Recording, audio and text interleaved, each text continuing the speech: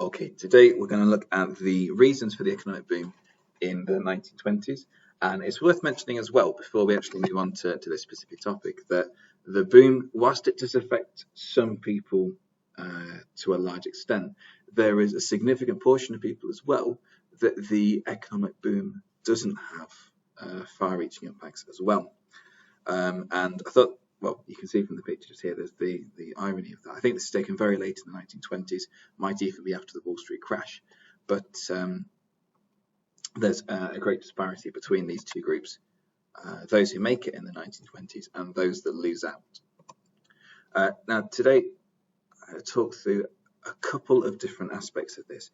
Now, a number of reasons why America experienced a boom in the 1920s. The first one, then, is laissez-faire business.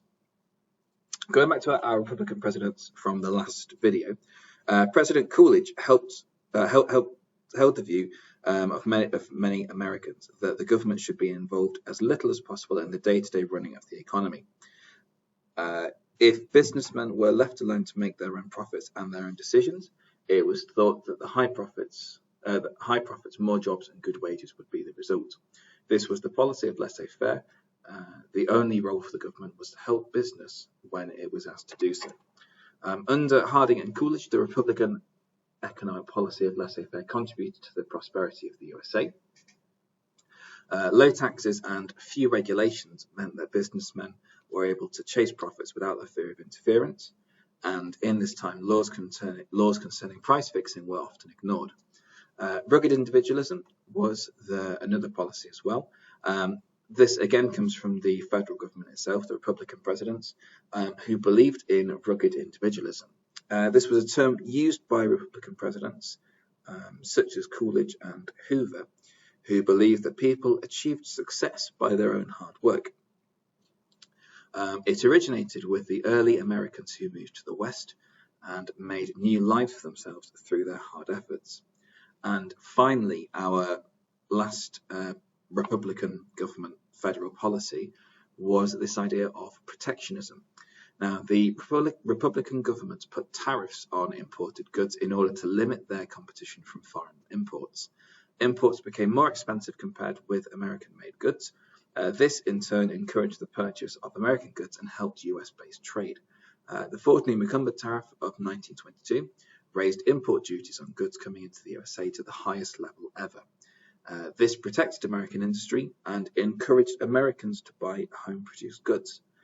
In addition, the federal government reduced income tax rates, which left more people with more money to spend on consumer goods. The 1920s was also a time of great technological change.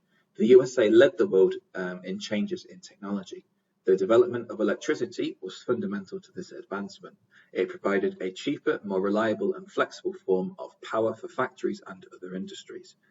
Moreover, it stimulated other associate electrical goods industries such as refrigerators, vacuum cleaners and radios. Other key developments included the conveyor belt and mass production techniques adopted by the car industry, which speeded up industrial production, improved productivity and led to greater profits. These were already established in some industries, for example, in the manufacture of firearms, sewing machines, and railroad engines. They were later extended to the production of clocks, typewriters, and bicycles. Plastics like Bakelite were developed and used in household products. Other innovations, including glass tubing, automatic switchboards, and concrete mixers, along with new materials, enabled for the construction of new types of buildings, and all of this basically meant that the skylines of the cities began to change as well in the 1920s as skyscrapers came in. But just to summarize, a lot of technological change during the 1920s.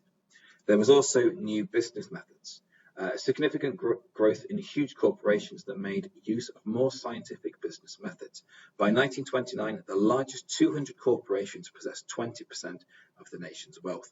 They dominated industry in various ways.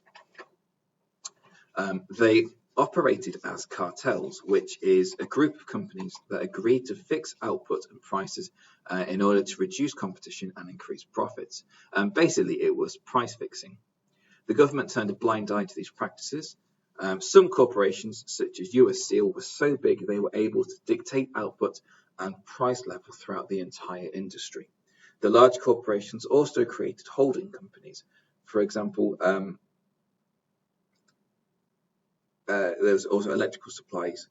A man called Sam Insull who did things to do with this. He eventually controlled as many as 111 companies to do with this. Management science led to the development of different management roles, such as specialisms in production, design, marketing, or accounts. There was a significant growth in business schools, with as many as 89 by 1928, training 67,000 students. There were new scientific theories put into practice, particularly the work of Frederick Taylor and his followers. The 1920s boom was also partly encouraged by the growth of consumerism. Increased demand for consumer goods was due to several factors. By 1927, 2/3 of US homes had electricity. In 1912, only 16% of the American people lived in electrically lit homes, but by 1927, this number had risen to 63%. The growth of electric power encouraged a much more widespread use of electrical goods. During this period, consumption of other energy sources also grew. For example, the amount of oil used doubled and gas quadrupled. The growth in female employment also increased the need for labor-saving devices, such as washing machines and vacuum cleaners, and hire purchase schemes made it easier to buy goods on credit. Furthermore, the popularity of entertainment meant more and more Americans bought radios and gramophones. For the majority of workers in the industry, wages increased. Between 1923 and 1929, the average wage rose by 8%, which meant that workers had more spare money to spend on consumer goods than they could now buy through hire purchase schemes, which we'll talk about next. Advertising was, or various advertising techniques developed rapidly during the 1920s. Before then, advertisements had mainly comprised the use of the printed word, telling the consumer about the attributes of the product. By now, companies needed to expand the demand for their products, so they began to hire psychologists to design campaigns and target specific groups such as young women. Lucky Strike, for example, encouraged women to smoke in public with their cigarettes marketed as torches of freedom. Advertising campaigns began to emphasize slogans, brand names, celebrity endorsement, and consumer aspirations. There was a constant need to create demand. The growth in industrial production required a continuous market. It was no longer enough to sell a durable, unchanging product that might last the purchaser for life, as Ford had done with his Model T. Now, to fuel the boom, it was necessary for people to buy new things frequently. They had to be convinced that they could not do without the latest model of an electric appliance or the new designs in clothing. For many consumers, advertising techniques worked. Not only did they associate products with a slogan, but they also believed that they could not manage without the advertised product.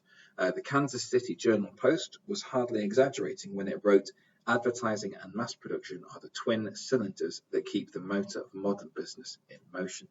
By 1929, companies were spending $3 billion annually on advertising, 5 times more than in 1914.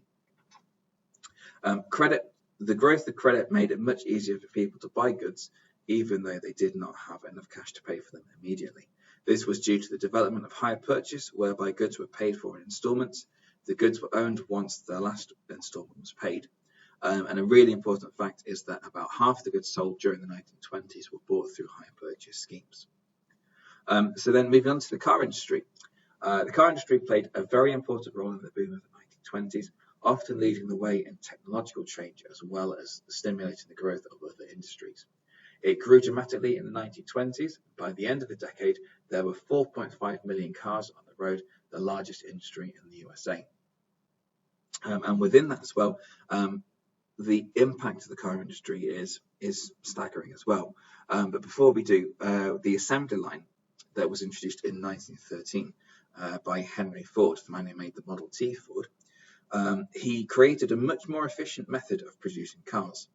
The assembly line, or magic belt as it's sometimes called, had seen how efficiently So Ford had seen how efficiently this was used in the meatpacking factories in Chicago and the slaughterhouses.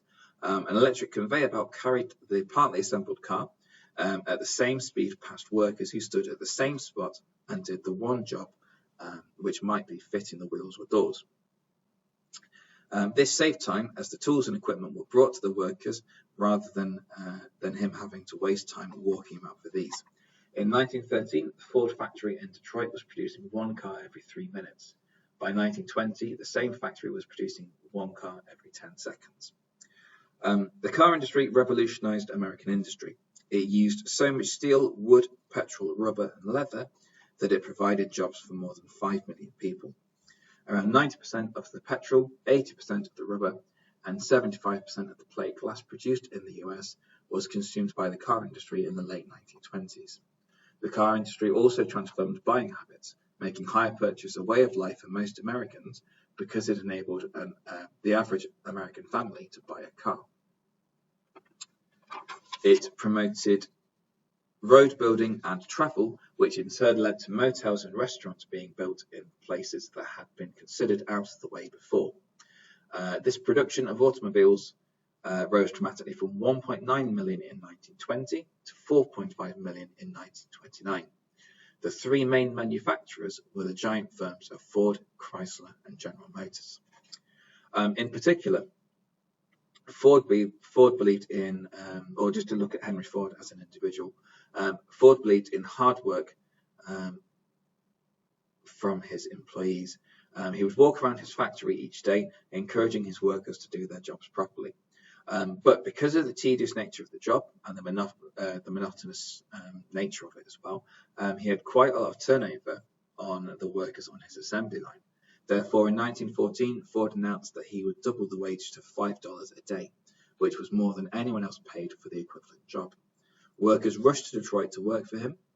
He also reduced the length of working day to 8 hours and introduced a third shift so that the factory was opening a 3-shift system and working 24 hours a day.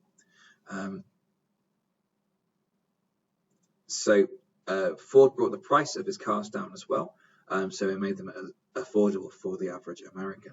In 1914, a Model T cost $840. By 1926, the price had dropped to $295. Ford also led the way in introducing hire purchase schemes, as well as this idea of buying on credit. And then another impact of the car industry as well was road building. Now, breaking with the policy of laissez-faire, the federal government expended a great deal of energy on road building in the 1920s. The Federal Highway Act of 1921 gave responsibility for road building to central government and highways being constructed at a rate of 10,000 miles per year by 1929. This was not enough. New roads could not keep pace with the growth of traffic, and congestion was common, particularly in the approaches to large urban areas. In 1936, the chief of designer in the Bureau of Public Roads reported that between 25 and 50% of modern roads built over the previous 20 years were unfit for use because of the amount of traffic that was quite simply wearing them out. These vehicles as well also created the growth of new service industries, such as garages, motels, petrol stations, and used car sales rooms. They gradually changed the landscape along the highways of the USA. Improved transportation also offered new opportunities for industry. For example, goods could be much more easily moved from factories to their markets. The number of truck registrations increased from less than 1 million in 1919 to 3.5 million by 1929, when 15 gallons of petrol were used and 4.5 million new cars were sold. And then finally, and I think most importantly as well in this time period, was the stock market boom of the 1920s. Now, this seems to be the link between prosperity and people in the USA. The values of stocks and shares rose steadily throughout the decade until they rose dramatically in 1928 and 1929. The amount of buying and selling of shares grew substantially until it was a common occurrence for ordinary working people to become involved. The accepted image of the 1920s is that even the shoeshine boy was dealing in shares. Most companies' shares seemed to rise, and so people were prepared to risk their money on buying shares. After all, the belief was the value would only rise. The USA began to speculate. Even if people did not have enough money to pay the full amount, they would make a deposit, borrow from the bank to pay the rest off, and then sell their shares after a couple of weeks when their value had risen and a profit had been made. The speculator would then pay off his debt with the bank and still have made money on the deal. This was called buying on the margin. The number of shares traded in 1926 was about 451 million, increasing to 577 million the following year. By 1928, with share prices rising fast, there was a bull market on Wall Street Stock Exchange, and by 1929 there was more than 1.1 billion shares sold. Up to 25 million Americans became involved in the frenzy of share dealing in the last years of the decade. And for me personally, I believe that to be the most important reason for the boom in the 1920s. In the next video, we're going to look at the people that don't do very well in the 1920s, and also some changing attitudes towards African Americans. We're going to look at the impact of the 1920s on women, and then finally we're going to look at something known as the Red Scare, the Palmer Raids, and the Sacco and Vanzetti case. And if there's time, we'll also do the monkey trial as well.